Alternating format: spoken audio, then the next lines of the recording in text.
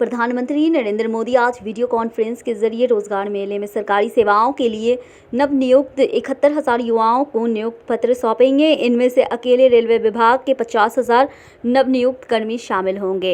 इस अवसर पर प्रधानमंत्री नवनियुक्त कर्मियों को संबोधित भी करेंगे।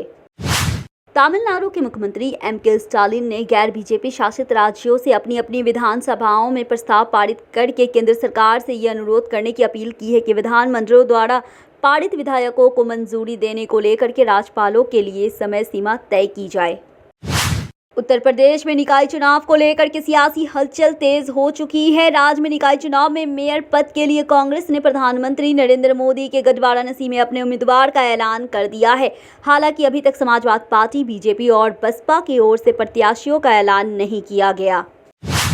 यूपी के गोंडा में आगामी 4 मई को नगर निकाय चुनाव का मतदान होना है, जिसे लेकर के गोंडा के प्रभारी और मंत्री अनिल राजभर बीजेपी दफ्तर पहुंचे और पार्टी कार्यकर्ताओं के साथ निकाय चुनाव की तैयारी की समीक्षा की है। इस दौरान उन्होंने विरोध दलों पर जोरदार हमला किया और अतीक अहमद से लेकर के पश्चिम बंगाल की सीएम ममता बनर्जी को लेकर के खुलकर बात की है।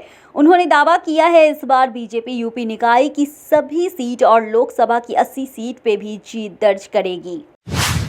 सूरत की निचली अदालत ने 2019 के एक आपराधिक मानहानि मामले में राहुल गांधी को दोषी ठहराया है, जिसके बाद उन्हें वायनाड लोकसभा सीट से सांसद के रूप में अयोग्य घोषित कर दिया गया है। इस फैसले से न सिर्फ उनकी वायनाड सीट चली गई है, बल्कि अगले साल होने वाले लोकसभा चुनाव में चुनाव लड़ने पर भी रोक है। फिलहाल मामला कोर्ट में है। चुनावी राज मध्य प्रदेश की चुनावी फिजा में धीरे धीरे निम्न स्तरीय शब्दों की एंट्री होती जा रही है। अब तक मध्य प्रदेश के जनप्रतिनिधि पागल, सड़क छाप, विष, गद्दार, धोखेबाज जैसे शब्दों का इस्तेमाल कर चुके हैं। इस लिस्ट में नया शब्द जुड़ा है, वो है मिस्टर बंटाधार। इस शब्द की एंट्री बीजेपी के प्रदेश अध्यक्ष और सांसद विष्णुदत्त शर्मा ने करवाई है। उन्होंने इस शब्द का इस्तेमाल कांग्रेस सरकार के मुख्यमंत्री कमलनाथ के लिए किया। राजस्थान में इस साल के अंत में संभावित रूप से विधानसभा चुनाव प्रस्तावित है, लेकिन राज्य में सत्तारूढ़ कांग्रेस अलग ही समस्या से जूझ रही है। सीएम की रेस को लेकर के वर्तमान सीएम अशोक गहलोत और सचिन पायलट की विवाद को देखते हुए आलाकमान सख्त हो गया है और वह चुनाव से पहले राज्य से बड़ी सर्जरी करने के मूड में है। राजस्थान के मुख्यमंत्री अशोक गहलोत और कांग्रेस नेता सचिन पायलट के बीच चल रही खींचातानी को सुलझाने के लिए कांग्रेस पार्टी ने आज बैठक बुलाई है। पार्टी सूत्रों ने इसकी पुष्टि की है। पार्टी के एक सूत्र ने कहा है सचिन पायलट को भी इस बैठक में अपना पक्ष रखने के लिए बुलाया जा सकता है। बिहार के मुख्यमंत्री नीतीश कुमार और उप मुख्यमंत्री तेजस्वी यादव ने बुधवार को राहुल गांधी और कांग्रेस अध्यक्ष मल्लिकार्जुन खड़गे से मुलाकात की। इसे लेकर के अब बीजेपी विपक्षी दलों पे हमलावर हो गई है। सत्ताधारी बीजेपी ने विपक्षी गठबंधन की संभावना को खारिज किया है। बीजेपी के अमित मालविया ने राहुल और नीतीश को फोटो शेयर करके कहा है और न जाने किस किस के सामने झुकेंगे नीतीश कुमार। बीजेपी से मुकाबले के लिए विपक्षी दलों में एकता की कोशिश की जा रही है। खड़गे के घर पे हुई एक बैठक में नीतीश कुमार ने 1 सीट 1 कैंडिडेट का फॉर्मूला सामने रखा। ये फॉर्मूला बीजेपी के नेतृत्व वाले सत्तारूढ़ एनडीए से मुकाबला करने के लिए लाया गया है। हिंदुत्व विचारक विनायक दामोदर स्वारकर के पोते यहां महाराष्ट्र की एक अदालत का रुख कर कांग्रेस नेता राहुल गांधी के खिलाफ आपराधिक मानहानि की शिकायत दर्ज कराई है, जिसमें उन्होंने गांधी पर लंदन में अपने संबोधन के दौरान स्वारकर पे झूठे आरोप लगाने का इल्जाम लगाया है। स्वारकर के पोते सत्याकी स्वारकर ने कहा है कि उनके वकीलों ने भारतीय दंड संहिता की धारा 499 और 500 के तहत शिकायत के साथ शहर की अदालत का रुख किया है।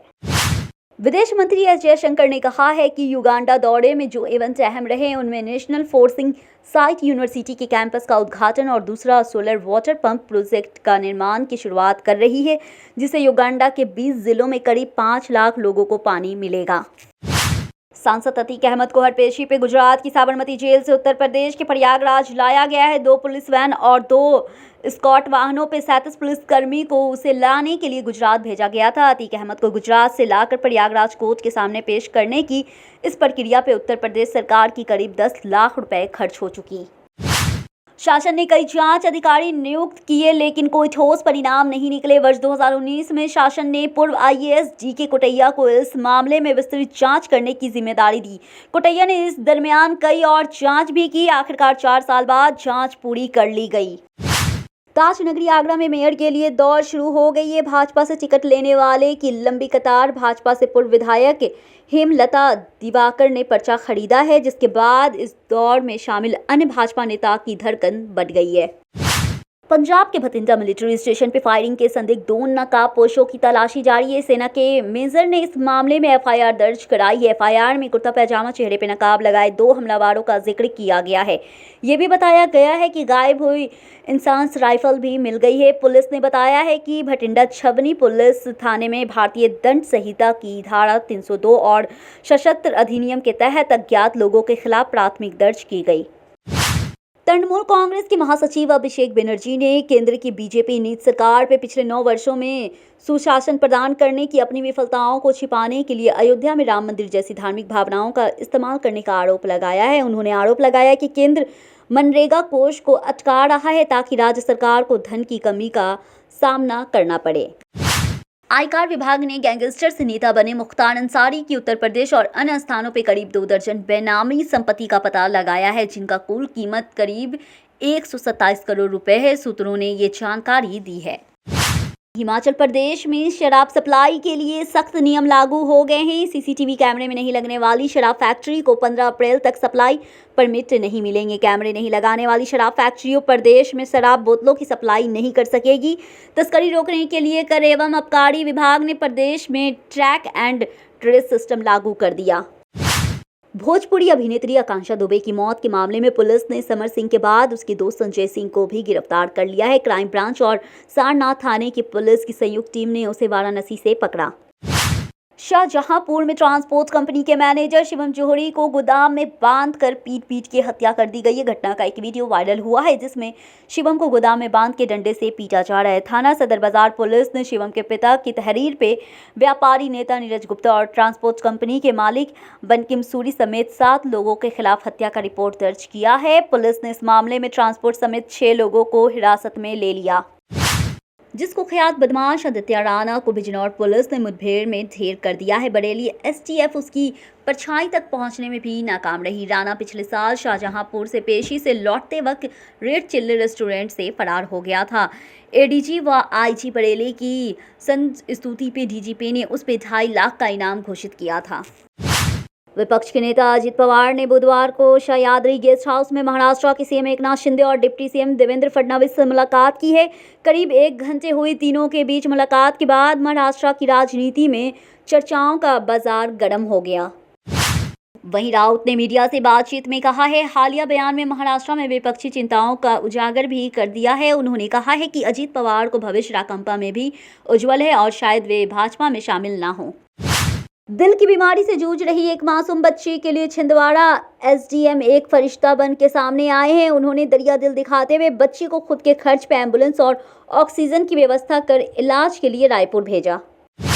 बीजेपी के सामने बड़ी चुनौती 10 मई को होने वाले कर्नाटका विधानसभा चुनाव की आ गई है। कर्नाटका में बीजेपी के सामने अपनी सरकार बचाने में बड़ी चुनौती है। यहाँ पे बीजेपी ने अपने उम्मीदवारों की लिस्ट सबसे अंत में जारी की है। बीजेपी ने 224 में से 189 उम्मीदवार की पहली सूची जारी की है। जैसे ही लिस्ट जारी हुई, उस पर विरोध तेज हो गया। राजस्थान के भरतपुर के नंदबाई में बाबा साहब डॉक्टर भीमराव अंबेडकर की मूर्ति लगाने को लेकर के तनाव हो गया है। देर रात आगजनी और पुलिस पे पथराव किया गया है। मौके पे भारी पुलिस बल तैनात किया गया। पुलिस ने उपद्रवियों पे आंसू गैस के गोले भी छोड़े।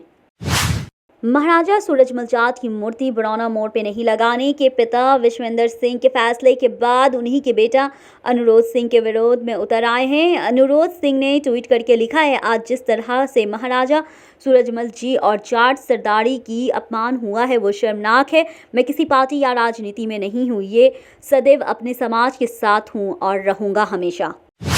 खालिस्तान समर्थक अमृतपाल सिंह 25 दिनों से फरार है और पंजाब पुलिस अब तक उसे पकड़ नहीं पाई है। अकाल तख्त भी उसे सरेंडर करने और कानूनी लड़ाई लड़ने की सलाह दे चुका है। बैसाखी के मौके पे उसके सरेंडर करने की अटकलें भी अभी बरकरार है। माना जा रहा है कि इस खास मौके पे वो 3 पवित्र सिख सख्त में से कहीं भी जाकर सरेंडर कर सकता है और हीरो बनने की कोशिश कर सकता है।